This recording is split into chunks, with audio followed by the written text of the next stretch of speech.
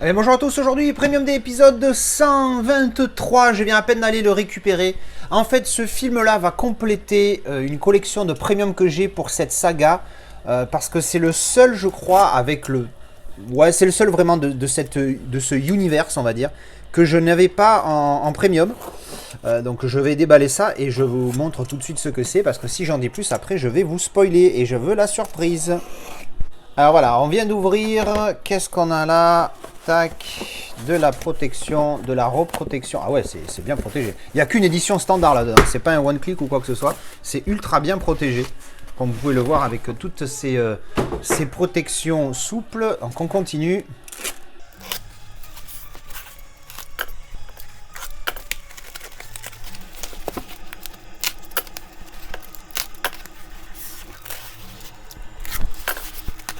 Et pan!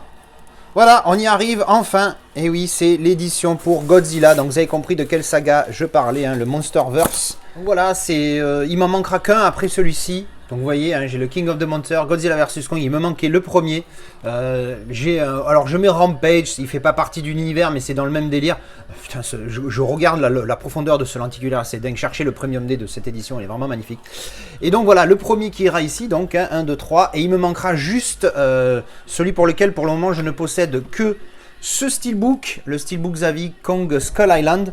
Mais l'édition se vend ultra cher pour un steelbook international. Donc du coup, on va attendre de tomber sur une bonne offre. Alors en attendant, édition Film Arena 188 sur 500. Alors là, il y a le plastique, comme vous pouvez le voir. Le mec a laissé le plastique. Moi, ça va sauter tout de suite. Hop, voilà.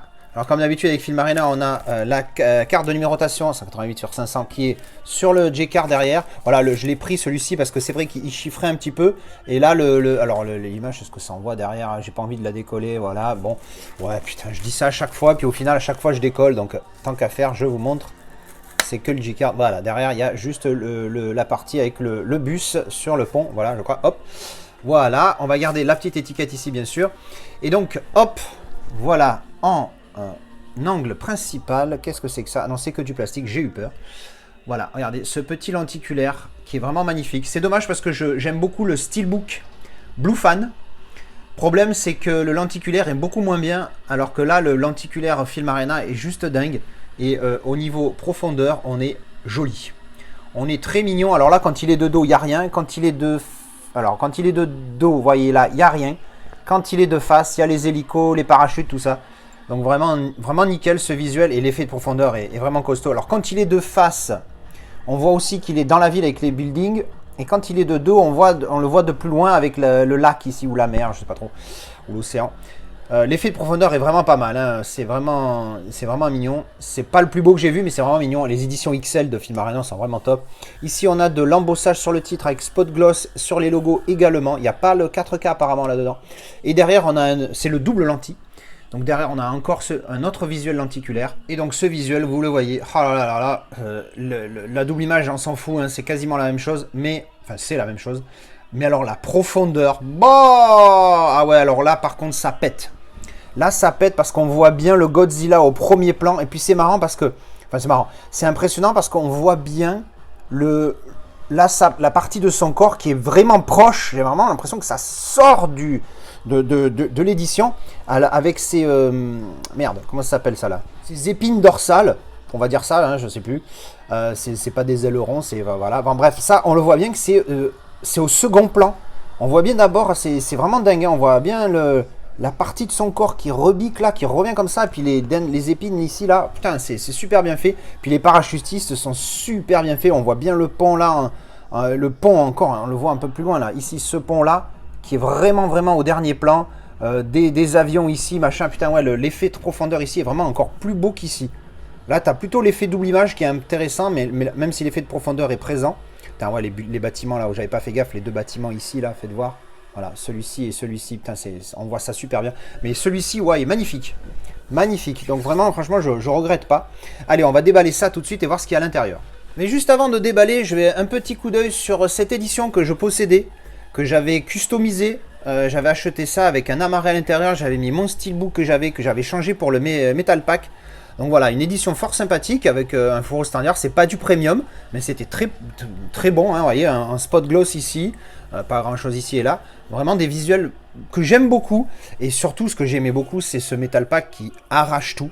Avec un effet, comme vous pouvez le voir, un effet embossé. Alors, il n'y a pas de type cadre hein, sur les Metal Pack, mais un effet embossé de dingue. Et en fait, je sais déjà que je préfère ça au steelbook qu'il y a là-dedans. Le problème, c'est que dans cette édition, je ne vais pas pouvoir le glisser, celui-là. Parce que comme vous voyez, comme il n'y a pas de type cadre, l'effet d'embossage est tellement énorme que du coup, ça va... Et puis, c'est derrière aussi, hein, bien sûr. Hein, vous voyez, ici, c'est le même délire. Avec la continuité là. Je vous le remonte parce que vraiment, il est vraiment magnifique. Hop, regardez ça. Il est vraiment superbe. J'avais largement préféré ce Metal Pack au Steelbook que j'avais réussi à glisser là-dedans. Hein. Du coup, le Metal Pack, hop, surtout, je vais vous montrer le Steelbook direct. Pour commencer, il y a déjà ce lenticulaire superbe que je n'avais pas vu. Putain, il est magnifique. Waouh, regardez ça. Avec double visuel et les deux ont une profondeur là avec la... Qu'est-ce que vous voyez là? Hop, là, voilà, la queue ici, là. Il y a un effet de profondeur assez impressionnant. Et ici, avec le Godzilla, là, pareil, l'effet de profondeur est fou. On va découvrir le Steelbook tout de suite. Hop, vous voyez, magnétique, on enlève ça. Que ce Steelbook qui est très lambda, je sais, en plus je crois que c'est un WWA, eh ben, il est tout plat. Du coup, pour poser le magnet sur le Metal Pack et ensuite le mettre dedans, j'ai peur d'abîmer le Metal Pack. Donc je ne sais pas comment je vais faire. Je vous avoue que ça m'a un petit peu perturbé avant d'acheter cette édition. Parce que bon, je vais vous montrer le Steelbook tout de suite. C'est pareil, il a été ouvert, puis après remis dedans. Bon, le mec, il y a des collectionneurs qui aiment faire ça. Moi, je m'en fous. Alors, le Steelbook, on va passer à l'angle principal tout de suite. Regardez ça. Il n'est pas fou. Hein, comme vous pouvez le voir, il n'est pas fou. Il n'y a aucun travail dessus. Il est très métallique.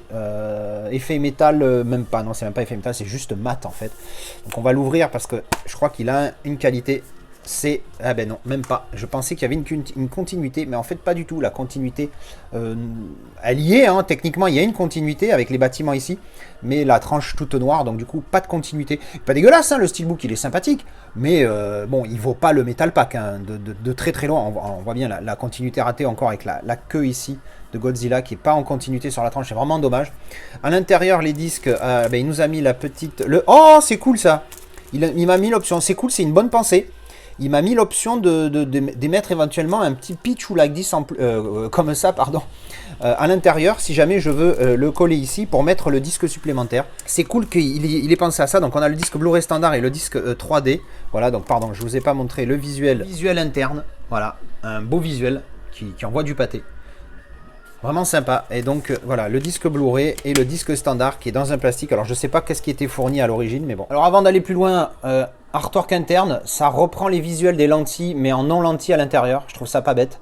C'est mieux que rien du tout. Donc à l'intérieur, je disais, on a ce petit livret qui reprend le visuel du Metal Pack pour le coup, avec une continuité dessus. On va passer comme d'habitude en mode speed. C'est parti.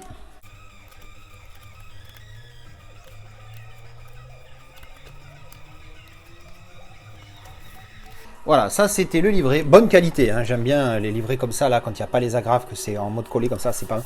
Et j'aime beaucoup la qualité du livret, c'est vraiment top. Le Collector's Card, hop, recto et verso, hop, tac, tac, tac. À l'intérieur, qu'est-ce qu'on a? On va tout sortir. On a les Collector's Cards. C'est des Collector's Cards dans tous les cas. Hein. Ils ont marqué Collector's Cards. Des fois, il y a Artwork, je sais pas quoi, Postcard, machin milieu.